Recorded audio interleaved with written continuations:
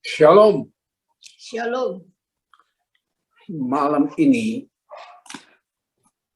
kita dipertemukan Tuhan, dikumpulkan Tuhan meskipun melalui Zoom. Tidak jadi masalah.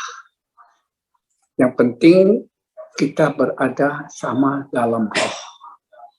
Puji Tuhan, rekan-rekan pekerja Kristus dimanapun tiap kita berada. Apa yang akan saya sampaikan, judulnya adalah sama dengan waktu kita sinode tahun 2016, bulan Agustus. Yaitu hidup yang adalah Kristus. Ayatnya diambil dari Filipi pasal 1, ayat 21. Ya, nanti istri saya bacakan itu. Filipi pasal 1 ayat yang ke-21. Karena bagiku hidup adalah Kristus dan mati adalah keuntungan. Iya. Bagiku hidup adalah Kristus dan mati adalah keuntungan. Tentu matinya adalah mati di dalam Kristus. Kasih Tuhan. Natal di mana-mana selalu yang dibicarakan adalah masalah damai, berkat, yang memang itu kerinduan kita. Tetapi di balik atau di dalam damai yang Tuhan berikan, yang Tuhan janjikan, ada inti yang terlupakan atau mungkin terabaikan. Ada dua hal di sini yang akan saya sampaikan. Ada dua hal, yaitu satu tentang Maria, tentang Maria. Ya. Maria, kita tahu sesuai dengan baik Injil Lukas maupun Injil Matius, masing-masing di pasal 1, ketika mendapat lawatan Tuhan melalui Jibril,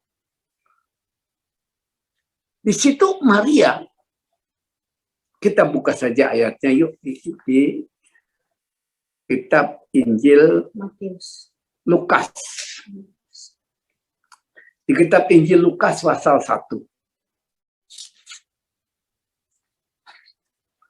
Injil Lukas pasal 1 ayat 28 sampai 35. Lukas pasal 1 ayat 28 sampai 35. Ketika malaikat itu masuk ke rumah Maria, ia berkata, "Shalom, hei engkau yang dikaruniai, Tuhan menyertai engkau." Maria terkejut mendengar perkataan itu, lalu bertanya di dalam hatinya, "Apakah arti salam itu?" Kata malaikat itu kepadanya, "Jangan takut, hei Maria, sebab engkau beroleh kasih karunia di hadapan Allah. Sesungguhnya engkau akan mengandung dan akan melahirkan seorang anak laki-laki, dan hendaklah engkau menamai dia Yesus. Ia akan menjadi besar dan akan disebut anak Allah yang Maha Tinggi. Dan Tuhan Allah akan mengaruniakan kepadanya tahta Daud, bapa leluhurnya. Dan ia akan menjadi raja atas kaum keturunan Yakub sampai selama-lamanya. Dan kerajaannya tidak akan berkesudahan."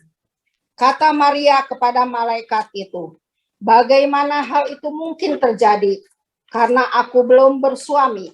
Jawab malaikat itu kepadanya, "Roh Kudus akan turun atasmu, dan kuasa Allah yang Maha Tinggi akan menaungi engkau. Sebab itu anak yang akan kau lahirkan itu akan disebut kudus, anak Allah." Jelas sekali. Maria didatangi atau dikunjungi oleh Jibril. Kita tahu kisah ini. Dan Jibril memberitahu kalau Maria akan hamil, dan hamilnya itu karena Roh Kudus turun atas Maria.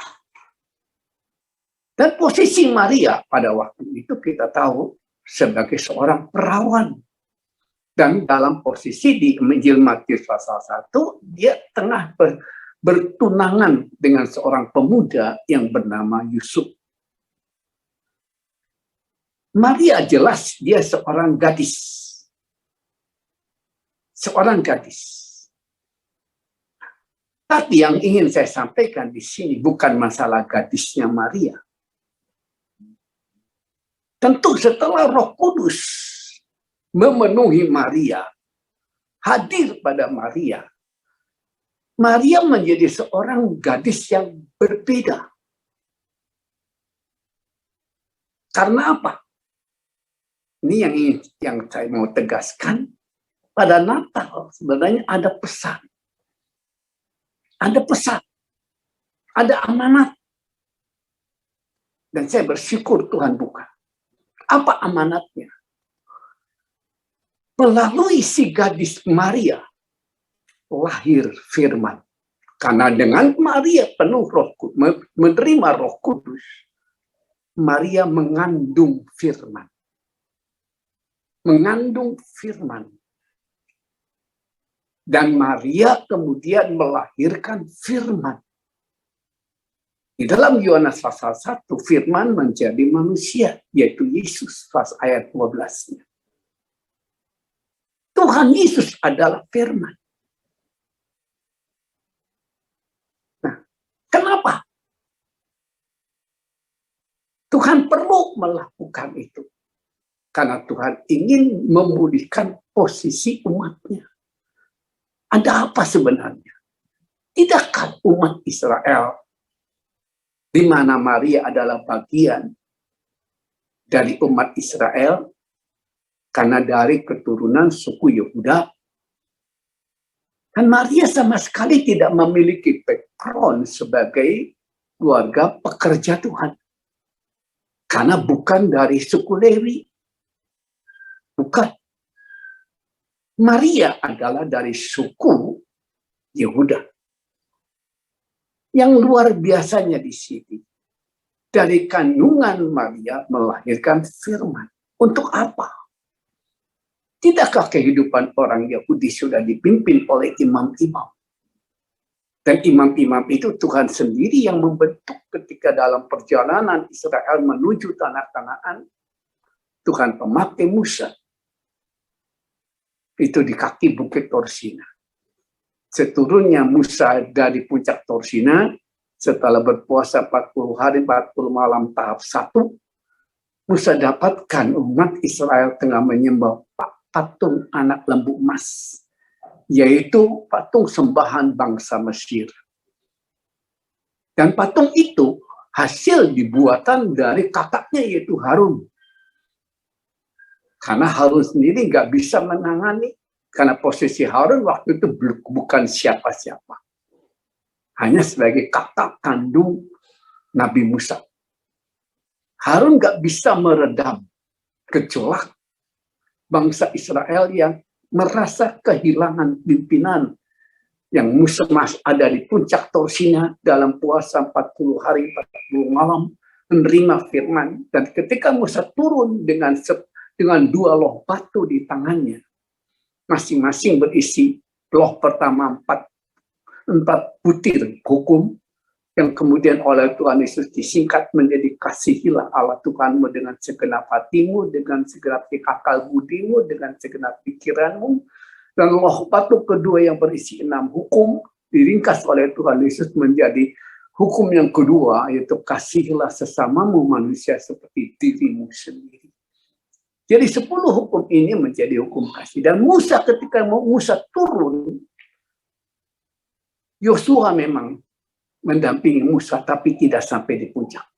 Dia hanya sampai di lereng Bukit Torsina, Gunung Torsina itu. Yosua menunggu sebagai seorang pemuda, menunggu Nabi Musa. Dan Musa tanya, ada apa? Yosua tidak tahu, karena Yosua betul-betul menunggu di lereng itu. Musa turun dan Musa dapatkan tengah berpesta umat Israel mengelilingi patung anak lembu emas yang dibuat oleh kakaknya yaitu Harun. Saat itu Musa bertindak dan 2 loh batu yang dia dapat dari Tuhan, dan 2 loh batu itu Tuhan sendiri yang memahat. Bukan Musa. Tuhan yang memahat dan menyerahkan ke Musa. Lalu 2 loh batu itu dilempar ke patung anak lembu emas, dan patung anak lembu emas menjadi cair.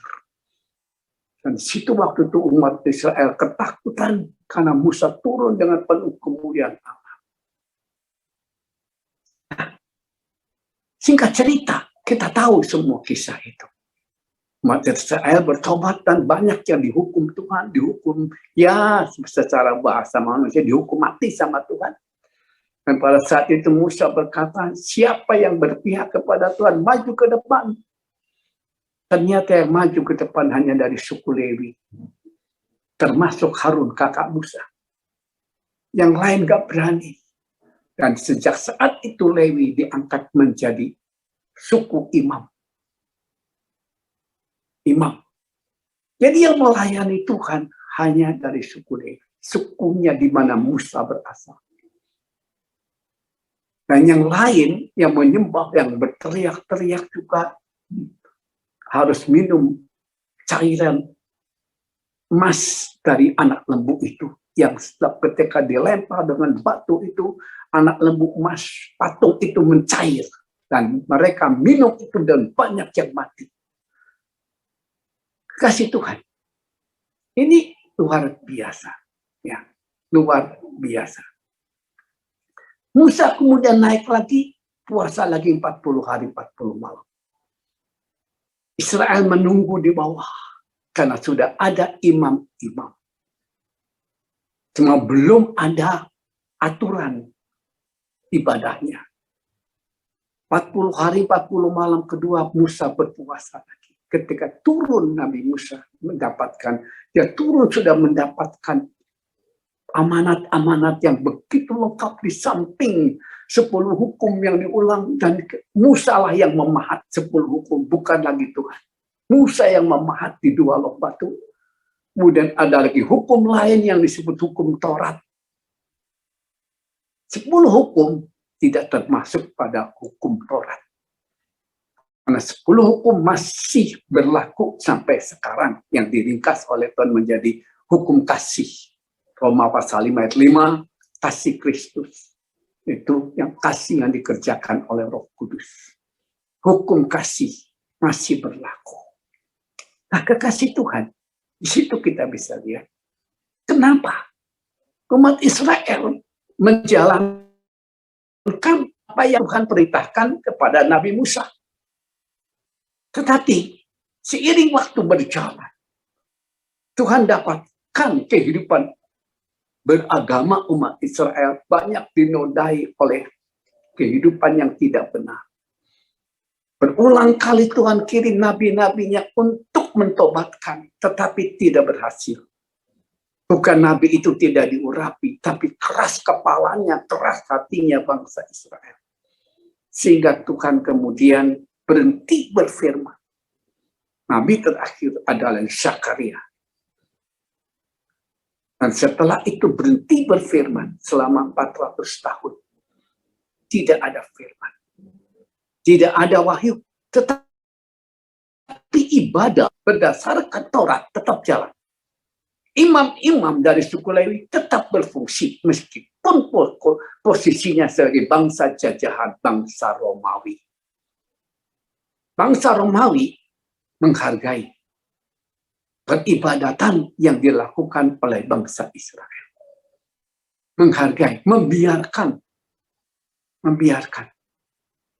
Tetapi, apakah yang dilakukan oleh umat Israel itu sudah benar? Firman Tuhan yang diterima oleh Musa dan diajarkan, kemudian dipaparkan dan dibentuklah tabernakel yang kemudian oleh Raja Salomo dibangunlah bait Allah yang bentuk isi dalamnya sama dengan tabernakel. Sama ruangan-ruangannya, benda-bendanya yang asli dari tabernakel itu adalah ruang suci dan ruang maha suci. Itu asli dari tabernakel. Sedangkan dua benda yang di luar itu mezbah bakaran dengan kolam basuhan itu enggak asli. Itu yang baru. Versi bait Allah. Tidak jadi masalah karena yang intinya adalah ruang suci dengan meja roti pertunjukan, pelita emas atau kakidian, dan kemudian mezbah dupa. Itu ruang suci dan ruang maha suci dengan peti perjanjiannya. 4 benda itu masih asli. 4 benda itu. Kasih Tuhan. Dan itu masih ada utuh. Masih utuh. Israel suka beribadah. Tetapi kita lihat. Melalui Maria, lahir firman. Melalui orang yang menerima urapan, menerima kuasa, lahir firman. Untuk apa? Untuk apa? Mari kita lihat beberapa hal ya, yang dilakukan oleh pimpinan rohani bangsa Israel yang disebut para imam, para Farisi, ya. Ada 4 hal yang saya hanya catat secara ringkas saja dulu, ya. Komentar Tuhan tentang teguran Tuhan tentang mereka, tentang orang-orang Farisi ini, ya. 1. Keturunan ular. Kita buka Matius pasal 3 ayat 7 sampai 9. Matius pasal 3 ayat 7 sampai 9. Matius pasal 3 ayat 7 sampai 9. Tetapi waktu ia melihat banyak orang Farisi dan orang Saduki datang untuk dibaptis, berkatalah ia kepada mereka, "Hei kamu keturunan ular beludak, siapakah yang mengatakan kepada kamu bahwa kamu dapat melarikan diri dari murka yang akan datang? Jadi hasilkanlah buah yang sesuai dengan pertobatan. Dan janganlah mengira bahwa kamu dapat berkata dalam hatimu, Abraham adalah bapa kami. Karena aku berkata kepadamu, Allah dapat menjadikan anak-anak bagi Abraham dari batu-batu ini." Ya, Farisi, kalau Saduki oke lah. Kalau Saduki itu, ya kalau istilah sekarangnya komunis. Tapi Farisi itu adalah guru agama. Dia ahli Taurat. Dia pengajar agama. Yaitu agama Yahudi, pengajar Taurat. Dan di mata Tuhan, pengajar ini, pengkhotbah istilah sekarangnya ini adalah, hai kamu keturunan ular beludak. Aneh kedengarannya. Lewat firman yang dilahirkan dari orang yang diurapi akan terungkap pada diri yang pandai berkhotbah. Belum tentu kehidupan si penyampai firman itu berkenan sama Tuhan. Tentang waktu hidup yang tiap kita alami. Sering kita mendengar itu. Karenanya jangan sembarangan kita memberikan mimbar yang menjadi tanggung jawab tiap kita dalam pengembalaan masing-masing. Jangan berikan sembarang mimbar. Kalau tiap kita dalam urapan roh, kita akan tahu. Kita akan tahu si penyampai firman yang kita minta itu layak enggak? Pantas tidak? Jadi bagi orang yang dalam roh, hidup dalam roh, bagi pekerja Tuhan yang sudah dalam roh, yang penuh dengan roh, akan tahu si penyampai khotbah ini layak tidak untuk menyampaikan firman. Farisi ini jago menyampaikan firman. Tetapi di mata Tuhan mereka itu ular biludak. Ular tanah yang berbahaya. Kasih Tuhan. Tentang waktu yang saya pribadi alami. Wah, luar biasa. Luar biasa. Ada pengkhotbah yang hidup secara kenyataan lapangan dipakai Tuhan. Tapi begitu sedang khotbah di mimbar, karena diminta oleh gembala. Dan gembala itu adalah gurunya. Dan yang diminta khotbah itu adalah mantan murid karena alumni. Sedang dia berkhotbah, keluar nubuat dari bawah. Di antara yang mendengar, di antara siswi. Jelas sekali siswi itu berusaha tidak menyampaikan. Nampak dari karunia lidahnya, dari bahasa roh yang keluar dari mulutnya itu dia coba menahan. Kecil keluarnya, tapi meskipun kecil, nilai kuasa rohnya luar biasa. Kecil suara, tetapi membuat si pengkhotbah terkatup mulutnya.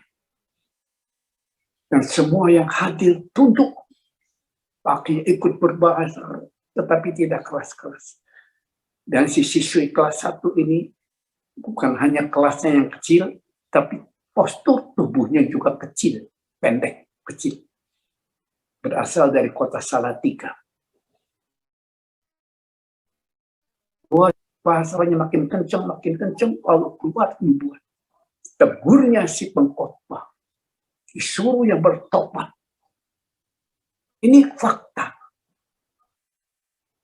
Nah, bagaimana kehidupan kita? Itu kalau kita masih betul-betul hidup dalam roh. Otoritas roh dalam pelayanan kita itu nyata. Jangan ketika awal-awal kita semangat. Kita semangat jika Tuhan memberkati kita dengan pelayanan. Tetapi kemudian, apalagi di situasi corona ini, pelayanan sangat terbatas. Ya, sangat terbatas. Banyak yang daring atau ya di jumlah seperti yang sekarang. Kan tidak bisa bebas lagi berkomunikasi. Karena ada batasan-batasan menurut dari sisi kesehatan. Itu tidak salah. Tapi kita harus ingat, kalau kita betul-betul dalam roh, kita punya masker yang menutupi kita secara sempurna, yaitu kemuliaan Allah. Amin. Amin. Masker kita kemuliaan Allah. Bukannya lalu kita nggak perlu pakai masker, tetap. Karena peraturan pemerintah, itu pemerintah adalah hamba Allah. Itu sudah Roma. Kita mesti patuhi. Kita mesti patuhi, jangan tidak patuhi. Tetapi kehidupan dalam roh itu penting ya, untuk kita bisa menjadikan diri kita tidak mudah tertipu oleh siapapun. Farisi jago firman, tapi di mata Tuhan mereka bukan apa-apa, mereka hanya berbeludak, pintar ngomong, tetapi hidupnya tidak berkenan kepada Tuhan. Lalu kedua, Matius pasal 5 ayat 20. Tidak masuk surga. Matius pasal 5 ayat 20. Matius pasal 5 ayat yang ke-20 demikian bunyinya. Maka aku berkata kepadamu, jika hidup keagamaanmu tidak benar daripada hidup keagamaan ahli-ahli Taurat dan orang-orang Farisi, sesungguhnya kamu tidak akan masuk ke dalam kerajaan surga. Ya. Jika hidup keagamaanmu tidak lebih benar dari hidup keagamaan ahli Taurat, jadi harus lebih benar dari para ahli Taurat. Harus lebih benar dari para orang Farisi. Kalau sama, surga tertutup. Kedengarannya aneh. Pengajar, penyampai firman. pengajar, guru, diakui. Tetapi Tuhan sudah tentukan tidak akan selamat. Nah, jadi terbuka, dibuka habis oleh firman. Oleh firman yang dilahirkan oleh roh. Yang jadi oleh roh. Kita harus menyadari betul. Diri kita bukan siapa-siapa. Kalau kita mendapat anugerah kuasa roh, itu luar biasa. Kita bukannya lebih baik dari yang lain. Itu adalah anugerah. Karenanya jangan kesampingkan otoritas di hidup kita. Jangan sampai hidup yang kita jalani adalah hidup sebagai pengajar yang nilainya di mata Tuhan sama dengan para Farisi atau ahli Taurat ini. Yang ketiga, munafik. Matius pasal 15 ayat 7 sampai 9. Matius 15 ayat 7 sampai 9. Hei orang-orang munafik, benarlah nubuat Yesaya tentang kamu, bahwa ini memuliakan aku dengan bibirnya, padahal hatinya jadaku. Percuma mereka beribadah kepadaku, sedangkan ajaran yang mereka ajarkan ialah perintah manusia. Lalu Yesus memanggil orang banyak dan berkata-kata kepada mereka. Ayat 1, 7 sampai 9. Ayat 1. Ayat 1. Ya. Kemudian datanglah beberapa orang Farisi dan ahli dari Yerusalem kepada Yesus dan berkata, mengapa murid-muridmu melanggar adat istiadat nenek moyang kita? Mereka tidak membasuh tangan sebelum makan. Tetapi jawab Yesus kepada mereka, mengapa kamu pun melanggar perintah Allah demi adat istiadat nenek moyangmu?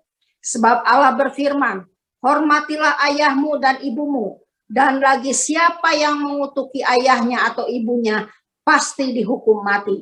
Tetapi kamu berkata, barang siapa berkata kepada bapaknya atau kepada ibunya, apa yang ada padaku yang dapat digunakan untuk pemeliharaanmu, sudah digunakan untuk persembahan kepada Allah.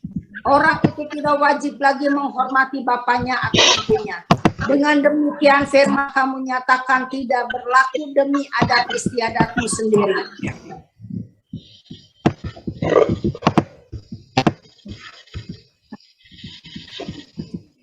Nah, kita lihat di sini. Orang Farisi itu munafik. Dengan diperhatikan dalam ayat-ayat ini. Justru kenapa orang-orang Farisi munafik? Mereka lebih mengedepankan adat istiadat. Sehingga firman itu hanya sebagai kedok. Luar biasa. Dan sebagai kedok inilah yang oleh Tuhan dibuka. Bisa menyampaikan, tapi hanya bisa menyampaikan, tapi hidupnya tidak lagi sesuai dengan firman. Tidak lagi dalam roh. Kenapa tidak dalam roh? Karena memang orang Farisi nggak penuh roh. Yang penuh roh itu adalah hanya Nabi Musa. Dan generasi-generasi berikutnya harusnya mereka juga menerima urapan.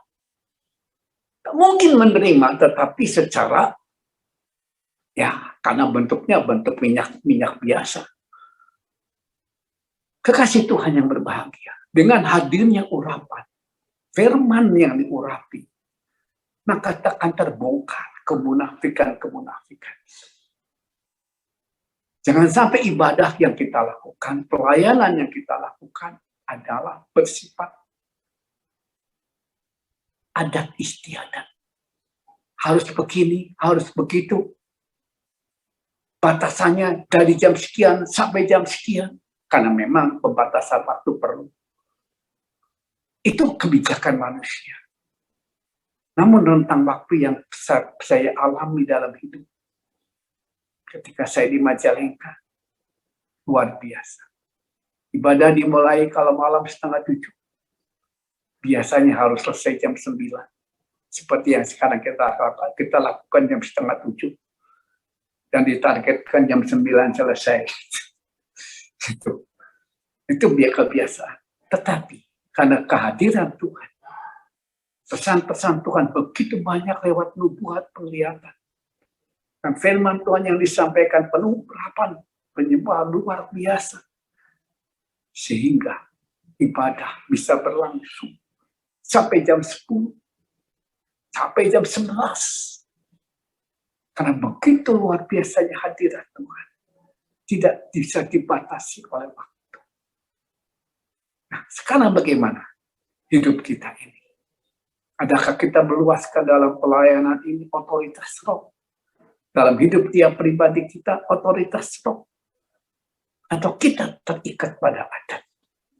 Pada adat yang oleh manusia ditentukan.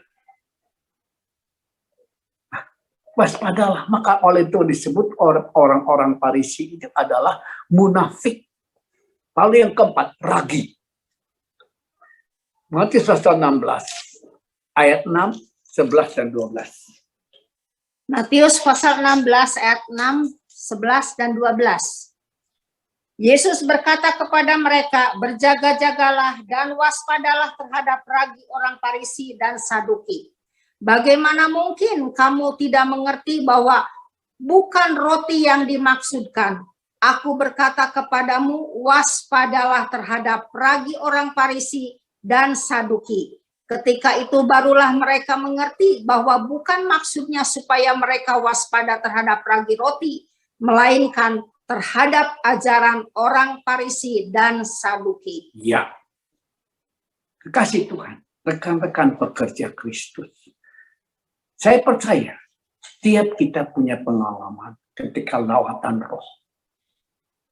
Tiap kita, dan kita bersyukur tadi Pendeta Iwan menyaksikan lawatan roh dalam hidupnya. Luar biasa, luar biasa. Secara ukuran manusia, ya, ibarat telur di ujung tanduk. Tetapi justru hidup Pendeta Iwan sudah diajar oleh Tuhan untuk hidup dalam roh. Ya, untuk hidup dalam roh. Meskipun hal-hal secara lahiriah Tuhan penuhi, tapi itu tidak membuatnya menjadi lebih mementingkan hal lahiriah. Peran roh, peran pengajaran Kristus itu utama di hidupnya. Sehingga Tuhan mengadakan keajaiban, lepas keajaiban. Dari kesaksiannya tadi kita bisa lihat, nyaris Pendeta Iwan tinggal nama. Nyaris kita tidak bisa bertemu lagi secara manusia hidup. Nyaris dia mendahului kita. Tapi Tuhan punya rencana. Masih ada pekerjaan yang belum diselesaikan. Dan itu harus diselesaikan. Tapi yang paling utama, pengedepanan hak Tuhan atas hidupnya. Pengutamaan hak Tuhan atas hidupnya. Itu yang membuat Tuhan senang. Dan menyehatkan kembali tubuhnya. Luar biasa Tuhan. Segala keadaan yang membuatnya kritis. Semua sudah tinggal kenangan-kenangan yang menurut ukuran manusia, kenangan yang pahit. Tetapi menjadi manis. Karena oleh Tuhan sudah dirubah. Lewat ini aku nyatakan otoritasku atas hidupmu. Indah sekali. Karenanya, rekan pekerja-pekerja Kristus. Jadi, lewat perawan Maria yang menerima Roh Kudus, kemudian Roh Kudus yang ada pada Maria melahirkan firman. Firman yang meluruskan, firman yang menyucikan, firman yang membersihkan. Ini, dan ini tidak boleh kita batasi. Dan jangan sampai, karena lihat keadaan lapangan. Baru tadi pagi, saya mendengar, ya, bunyi penyampaian firman di dalam HP. Aduh, luar biasa. pengilmiahan firman Tuhan. Pengilmiahan dalam arti kata menurut ukuran tafsiran manusia. Itu kurang ajar itu manusia. Merasa diri lebih benar dari Tuhan. Saya dengar langsung. Bahkan kemudian saya ketemu dengan orangnya. Ketemu. Lagi olahraga, lagi jalan olahraga mengelilingi taman yang ada di kompleks tempat saya tinggal. Ya olahraga pagi sambil berjemur. Saya ketemu dengan orang. Dan dari mulutnya keluar perkataan. Sepertinya bercerita pengalaman. Tapi di situ saya nilai. Ya, luar biasa. Dia mendapatkan ajaran-ajaran yang keliru. Pengilmiahan firman Tuhan. Jelas salah. Jadi akal yang dipakai. Siapa yang mengajarkannya? Ya, seorang ahli menurut ukuran manusia. Tapi tidak dalam roh. Waspadalah. Waspadalah. Yang ahli menurut ukuran manusia. Menurut ukuran Tuhan tidak ahli. Bahkan menyesatkan. Melahirkan paham-paham yang menyesatkan. Kekasih pekerja-pekerja Kristus. Tiap kita punya pengalaman. Lanjutkan peran roh dalam hidup kita masing-masing. Jangan mau terpengaruh oleh apapun juga. Baik itu oleh karena paham-paham tertentu. Karena merasa sudah pintar. Saya pernah melakukan satu tindakan yang bodoh. Ketika itu saya terpengaruh karena membaca satu buku. Yang katanya bahasa asli Alkitab itu bahasa Ibrani. Memang betul, itu kita perjanjian lama. Dan kita perjanjian baru, itu bahasa Yunani. Jadi, menurut bahasa asli, yang adalah katanya yang Tuhan berikan kepada para penulis, itu para nabi, tidak ada kata Allah. Harusnya Jehovah atau Yahweh. Itu baru betul. Karena Allah itu katanya adalah pengucapan tetangga. Saya terpengaruh. Artinya Alkitab, di Alkitab saya, tulisan Allah saya coret, saya ganti dengan Tuhan. Sekali waktu ketika saya sedang mengerjakan itu, Roh Tuhan bicara langsung kepada saya. Roh Tuhan bicara langsung. Kamu salah. Allah adalah kiblat. Sekarang kiblat kamu siapa? Kalau kiblat kamu adalah aku, Yesus Tuhan. Akulah Allah.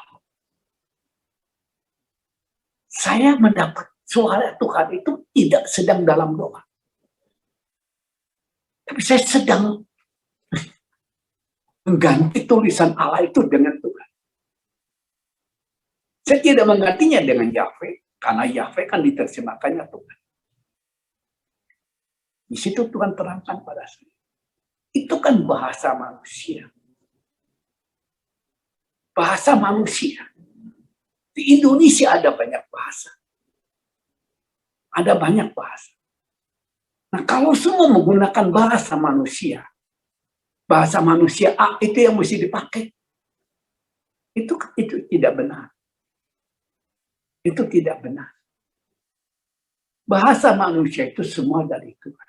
Dan tidak ada bahasa manusia yang kudus. Karena dari ungkapan di buku, bahasa Ibrani itu bahasa yang kudus. Karena itu bahasa yang dipakai untuk penulisan Alkitab. Saya sempat terjebak. Karena Tuhan tegur, akhirnya saya berubah. Saya bertobat, saya kembali. Jadi waspadalah dengan membaca buku. Siapapun pengarangnya. Luaskan Roh Kudus bekerja. Agar kita tidak tertipu. Jangan sampai kita hanya memandang, oh si penulisnya, oh penulisnya hebat, dia punya titel gelar belum tentu. Apakah yang dia tulis itu dari Tuhan atau dari bahasa ilmiah? Firman Tuhan diilmiahkan. Sekarang banyak tulisan-tulisan yang diilmiahkan. Itu sebabnya. Saya kemudian mengerti lebih dalam lagi. Tuhan lebih bawa saya kalau membaca buku itu adalah tentang biografi tokoh-tokoh iman. Biografi tokoh iman itu yang saya lebih banyak baca. Karena dari situ saya mendapatkan masukan, mendapatkan pelajaran iman, pelajaran hidup dalam roh yang dialami oleh tokoh-tokoh itu. Nah, kekasih Tuhan, waspada. Jangan sampai kita seperti Farisi. Jangan sampai. Bahkan oleh Tuhan Yesus di sini digandengkan dengan Saduki yang berpaham komunis. Justru kalau kita tidak lagi dikuasai oleh roh, kita dikuasai oleh pendapat-pendapat manusia, kita akan jadi Farisi. Dan itu Tuhan tidak mau. Dan siap-siap saja Tuhan akan mengambil tindakan terhadap orang-orang ini. Jadi dari seorang gadis yang bernama Maria, dari seorang gadis yang bernama Maria, lahir firman. Firman yang diurapi, meluruskan, membongkar habis dosa-dosa kemunafikan para pemberita-pemberita, para penyampai-penyampai, seperti yang menyampaikan firman, tapi bukan firman Tuhan yang disampaikan. Tapi pendapatnya sendiri. Sekarang terlalu banyak. Terlalu banyak. Karena mari dalam ibadah yang kita lakukan, beribadahlah menurut firman Tuhan. Liturginya tetap lakukan liturgi firman Tuhan. Jangan ada perubahan. Karena itu yang sudah firman Tuhan tetapkan. Liturgi firman yang sesuai dengan firman Tuhan, yaitu 1 Korintus pasal 14 ayat 26. Liturginya sesuai dengan firman Tuhan, di situ otoritas Tuhan itu nyata. Nah, hidup yang kita jalani, nah inilah kekasih Tuhan yang berbahagia. Dan yang ini, jadi yang perlu kita perhatikan, dari orang yang menerima urapan, lahir firman. Firman yang akan mengadakan pembaharuan lepas pembaharuan. Ingat, kita hidup sudah tidak lagi di zaman ketika Tuhan Yesus hadir secara manusia. Sekarang kita hidup di penghujung zaman anugerah. Sering saya ucapkan ini. Ketika saya ada kesempatan menyampaikan firman, saya selalu mengatakan, kita hidup di penghujung zaman anugerah. 2021. Itu adalah hitung-hitungan kalender internasional. Yang kalau dibandingkan dengan kalender Alkitab, selisihnya itu adalah 5-6 hari. Selisihnya. Karena kalender Alkitab adalah tidak sampai 365, tapi 360. Jadi 5 hari dikalikan 2021. Karena 2021 akan segera berakhir. Sekarang tanggal 27, sisa 4 hari lagi. Dikalikan 2021, 5 hari kali berapa, dapatnya berapa. Lalu dibagi 360. Jadinya berapa tahun? Ditambahkan ke 2021. Sekarang kita hidup menurut tahun kalender Alkitab. Sudah tahun berapa? Luar biasa. Luar biasa. Kita hidup di penghujung. Karenanya, saya ikuti perkembangan yang terjadi sekarang. Saya ikuti dengan rasa menjerit kepada Bapa di surga. bencana lepas bencana, baik gempa, gunung meletus, banjir, corona belum beres, muncul yang lain. Ini pertanda. Jangan kita anggap ini aman. Jangan anggap. Ini harus sebagai peringatan untuk menjadi pengingat buat kita. Karena kita yang sekarang hidup, kita masih berada pada meterai satu, kelanjutan meterai satu, yaitu kuda putih. Yang ada di depan kita adalah kuda merah, meterai kedua, yaitu peperangan. Akan terjadi perang dunia 3. Secara manusia kita tidak mengharapkan. Karena ini akan menjadi bencana besar. Bencana besar. Karena itu kekasih pekerjaan Tuhan. Hiduplah. Yuk kita hidup dalam roh. Melalui kita hidup dalam roh. Dalam penguasaan roh akan lahir dari diri kita, dari hidup kita, dari saat kita menyampaikan firman, maupun dalam kehidupan sehari-hari kita adalah firman. Yang membaharui diri kita sendiri, menyegarkan kita sendiri, dan lewat pelayanan kita, penyampaian yang kita sampaikan adalah firman yang betul-betul melakukan pembersihan, penyucian, mempersiapkan diri, mempersiapkan jemaat untuk layak hidup menjadi mempelai Kristus. Itu yang Tuhan mau. Itu yang Tuhan kehendaki. Ini pesan apa? Ini yang Tuhan ingatkan. Tuhan bicara pada saya. Saya terkejut. Ini nggak pernah ada ungkapan ini. Lewat perawan Maria. Dia masih perawan. Lahir firman yang menguduskan. Firman yang menyegarkan. Firman yang membongkar balik dosa. Firman yang mengembalikan umat pada posisi yang Tuhan kehendaki. Firman yang membongkar habis para pengkhotbah yang hidupnya enggak berkenan sama Tuhan. Karena itu, luaskan tiap kita yang sudah dalam roh. Jangan batasi peran roh. Jangan batasi peran roh. Jangan batasi peran roh. Dan yang kedua, yaitu perawan Maria itu sendiri.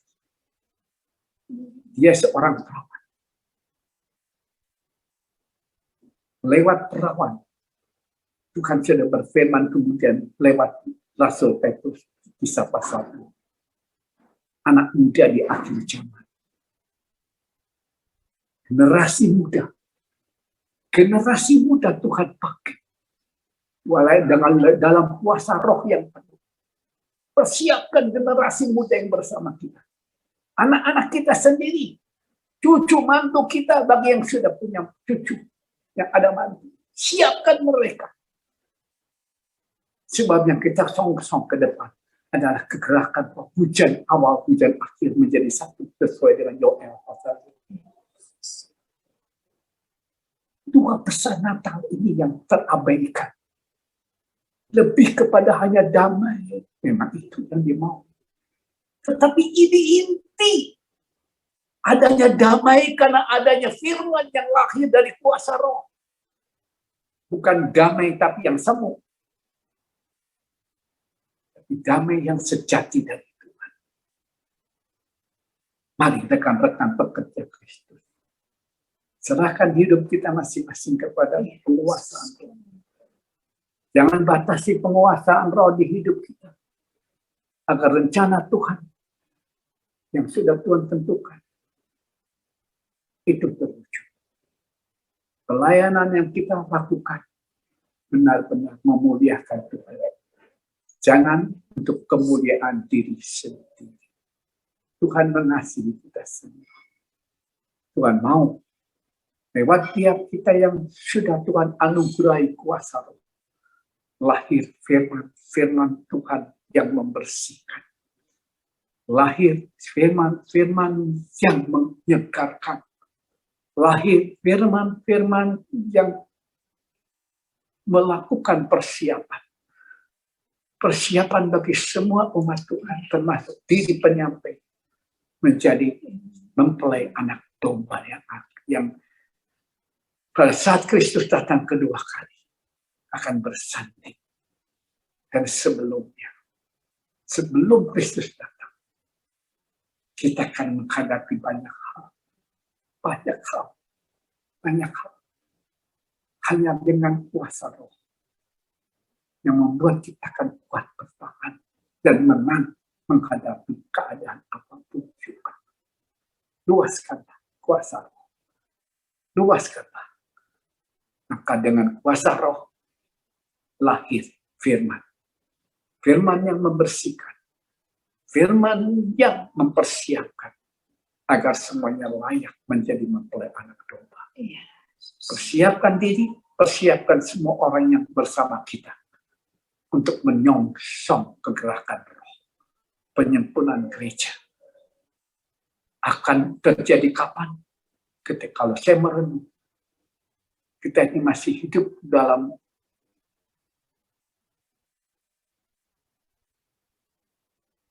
meterai 1, meterai 2 di depan mata, meterai 3 kelaparan,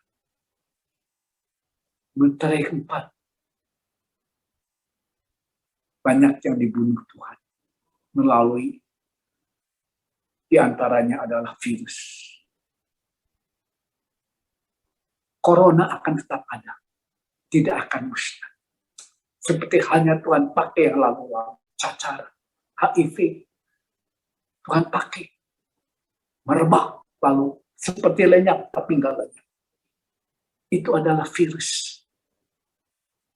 Demikian juga corona akan tetap ada, meskipun sekarang mereda. Kita berdoa, dan saya lagi berdoa minta supaya Tuhan meredam corona ini, agar kita bisa lebih leluasa kembali bisa melakukan pelayanan kemana-mana, dan ibadah pun bisa pulih kembali. Kekasih Tuhan yang berbahagia, malam ini malam yang indah.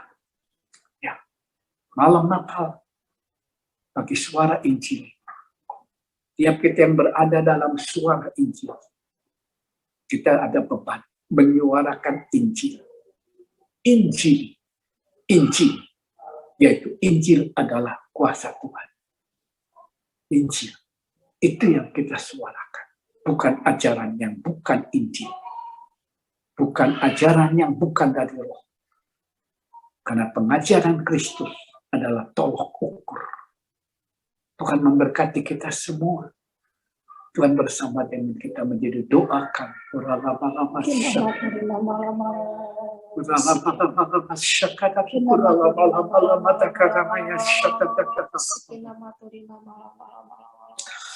Saatnya kita menyanyikan lagu Malam Kudus.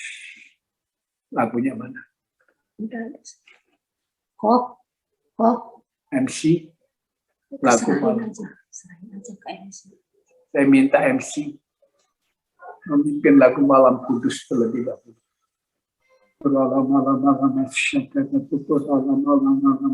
Batuan Melki. Malam Kudus. Persiapkan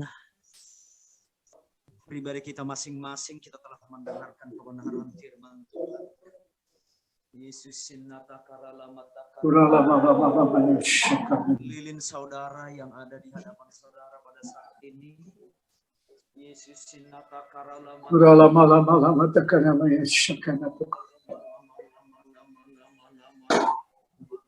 kita nyanyikan Malam Kudus. Malam Kudus, sunyi senyap, bintang gemerlap, juru selamat manusia, dia datang di dunia. Kristus anak Daud, Kristus Kristus, anak Daud. Lagi-lagi katakan malam kudus. Malam kecil, anak kudus, Tuhanku,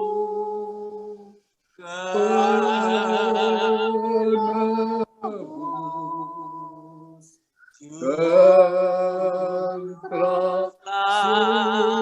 namanya Ni Maria,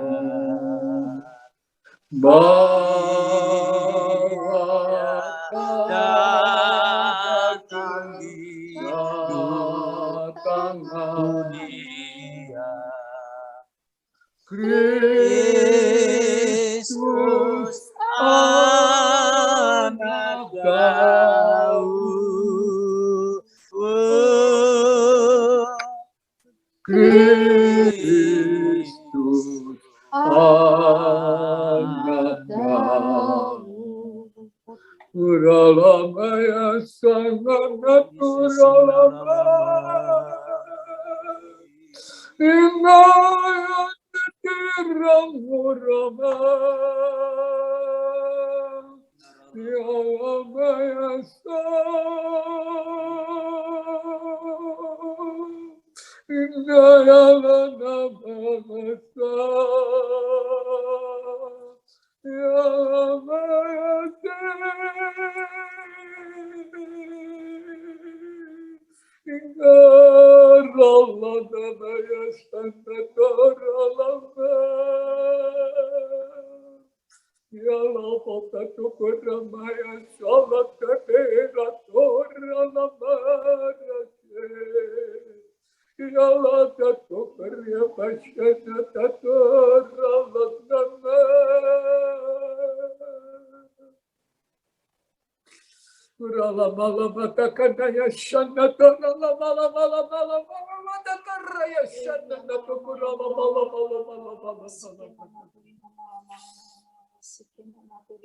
bagi tiap dirimu hambaku, dengan aku Yesus Tuhanmu berfirman,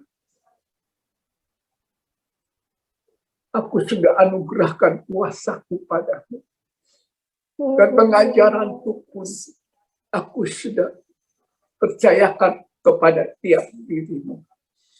Yang aku kehendaki dari tiap dirimu, jangan ada satupun di antaramu yang mencampuri dengan yang terbit dari akal manusia siapapun. Jangan ada di antaramu yang berusaha untuk memasukkan paham-paham yang bukan dari aku Yesus Tuhan. Waspadalah.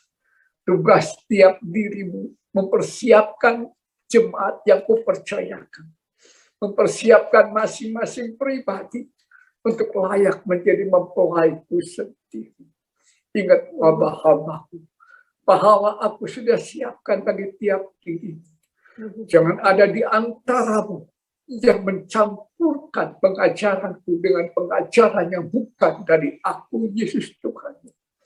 Jangan biarkan paham-paham manusia mengotori kekudusan pengajaran, mengotori kekudusan firman yang kupercayakan kepadamu.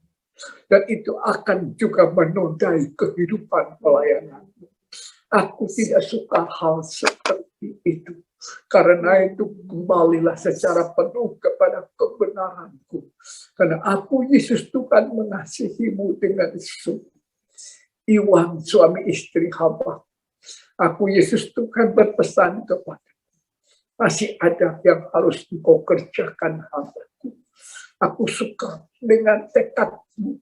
Aku suka engkau terus-menerus melakukan pembaharuan, lepas pembaharuan hidupmu, agar engkau makin berkenan kepadaku. Tetapkan hatimu hambaku. Pemulihan seperti sedia kala. Untuk kondisi fisikmu akan aku berikan dalam waktu yang sangat cepat ini. Tetapi aku menghendaki dirimu makin teguh, makin kuat. bersama dengan istrimu untuk makin mempersiapkan jemaat yang kupercayakan dan juga putra-putrimu. Demikian juga yang bersamamu untuk membuat mereka makin lagi berkenan kepada aku, Yesus Tuhan. Aku memberkati dirimu, namun berjaga hamba. Jagalah kekudusan hatimu, kekudusan pikiran dan perasaan. Jangan ada hal-hal yang akan membuat dirimu terusik. Yang aku menghendaki dirimu, jaga kerendahan hatimu, agar engkau hanya meninggikan aku, Yesus Tuhan. Dan berjagalah dengan kata-kata manusia manapun yang sepertinya untuk memposisikan dirimu itu lebih dari yang lain. Aku tidak suka hal itu, hamba. Yang aku kehendaki ialah apa yang mereka katakan, engkau tegur mereka agar mereka tidak menjadikan dirimu melebihi apa yang aku kehendaki, sehingga membuat dirimu meluaskan dan melalui perasaan dan pikiranmu. Ku ingatkan padamu, hambaku, berjaga dengan sungguh. Luaskan rohku selalu menguasai dirimu, agar kekudusanku benar-benar makin menguasai dirimu. Karena aku mau jadikan dirimu berkatku bagi banyak orang. Tetapkan hatimu, aku Yesus bersamamu, dan membuat dirimu berdua makin menjadi berkat bagi banyak orang. Begitu juga doa dan harapanmu untuk putra-putrimu, untuk mantumu, untuk cucumu. Aku mendengar semuanya. Aku mengingatkan kepada tiap dirimu, hamba, khususnya bagimu Melki, hambaku, tetapkan hatimu. Waspada hambaku, karena aku mengerti engkau berada di mana. Dan aku kehendaki dari dirimu, jadilah terangku di tengah-tengah mereka yang sepertinya juga terang, tetapi tidak menjadi terang. Karena banyak di antara mereka yang sepertinya hambaku, tetapi bukan hambaku. Dan waspada dengan mereka hambaku Melki, karena aku Yesus Tuhan mengurapi dirimu dan menjadikan dirimu berkat bagi banyak orang. Karena itu luaskan penguasaan rohku penuh dan total di hidupmu, agar hidupmu makin menyinarkan kemuliaanku, pengajaranku makin berkuat dan menguasai hidupmu dengan sungguh. Persiapkan anakmu, persiapkan jemaat yang kupercayakan padamu, karena aku menjadikan mereka juga penyalur-penyalur kebenaranku bagi banyak jiwa-jiwa. Ingatkan kepada dirimu pun coro hambaku. Aku Yesus Tuhan bersamamu selalu, bersama dengan istrimu dan anak-anakmu. Aku sudah terus memproses dirimu sekeluarga, agar hidupmu makin menjadi berkat bagi banyak orang. Ingat dengan sungguh hambaku, jaga kekudusan hatimu, kekudusan pengajaran yang aku percayakan pada dirimu. Apa yang aku wahyukan, ilhamkan padamu untuk disampaikan pesan-pesanku, sampaikan hambaku. Karena aku mau jadikan dirimu penyampai-penyampai pesanku kepada banyak orang. Jangan engkau takut, jangan engkau melihat lembaga manusia. Karena apapun yang aku percayakan padamu, itu adalah kebenaranku. Aku memberkatimu, dan aku makin mempertambahkan kepadamu pemakaianku dalam dirimu. Juga tidak lebih dari dalam hidup yang engkau jalani, maka engkau akan makin menikmati lawatanku selalu. Aku ingatkan kepadamu hari hambaku, aku Yesus Tuhan mengasihimu. Tetapkan hatimu, aku bersamamu selalu. Dan aku ingin engkau tetap teguh, meskipun tantangan tidak ringan harus engkau hadapi. Meskipun kenyataan hidup yang tidak ringan engkau hadapi, tetapi semuanya itu menjadi nyata karena kuasaku selalu menunjukkan dan menyatakan seperti apa aku menuntunmu dan jaga dan memeliharamu. Tetapkan hatimu, aku selalu menjadikan dirimu berkatku. hambaku. Kuingatkan kepadamu Wijaya hambaku. Aku menghendaki dirimu benar-benar kembali kepada kebenaranku secara utuh hambaku. Jangan biarkan engkau terbawa oleh paham-paham manusia yang manapun atas dasar pertimbangan yang dilihat dengan mata, yang atas dasar pertimbangan yang didengar oleh telinga. Luaskan kuasa Rohku selalu menguasai hidupmu, agar hidupmu benar-benar menjadi saluran berkat kudusku bagi banyak orang. Aku Yesus Tuhan bersama dengan tiap dirimu hamba-hambaku. Aku memberkatimu semua. Sampaikan kebenaranku dengan berani, sebagaimana yang aku ilhamkan atau aku wahyukan kepada tiap-tiap dirimu. Aku menjadikan tiap dirimu penyampai kebenaranku. Aku menyertai dan memberkatimu. Demikian firmanku untukmu semua.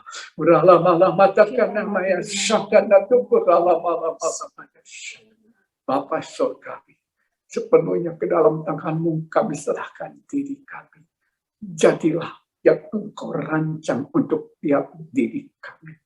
Agar hidup yang tiap kami jalan benar-benar hidup-Mu Tuhan. Bagaimana firman-Mu, hidup adalah Kristus.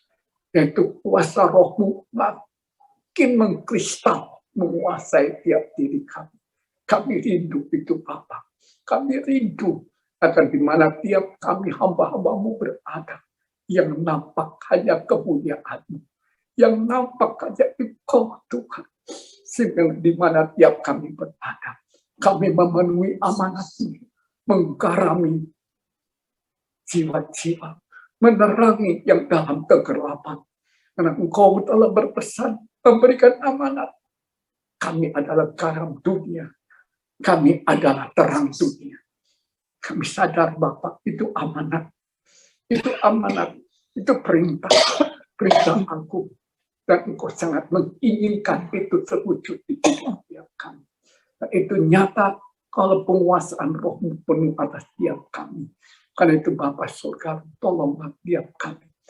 Bantulah tiap kami Bapak, agar tiap kami dapat memenuhi apa yang Engkau kehendaki. Agar hidup yang tiap kami jalani adalah menyenangkan Engkau, Tuhan. Kami rindu itu. Kami rindu, Bapa. Terima kasih, Bapa surgawi, untuk peluang lepas peluang yang Kau anugerahkan kepada kami semua. Keluarga besar Gereja Suara Injil Indonesia, para hamba-hamba-Mu, Engkau memberkati pelayanan tiap kami di tempat masing-masing. Memberkati semua yang tiap kami kerjakan, yang berkenan kepada-Mu. Menjadikan tiap kami Tuhan sebagaimana yang Engkau sudah tetapkan. Terima kasih Bapa. Terima kasih Bapa. Melanjutkan langkah hidup kami di tahun yang akan datang 2022.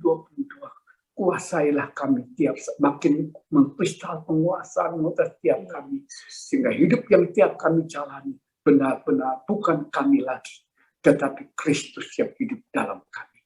Terima kasih Tuhan, dalam nama Tuhan Yesus Kristus.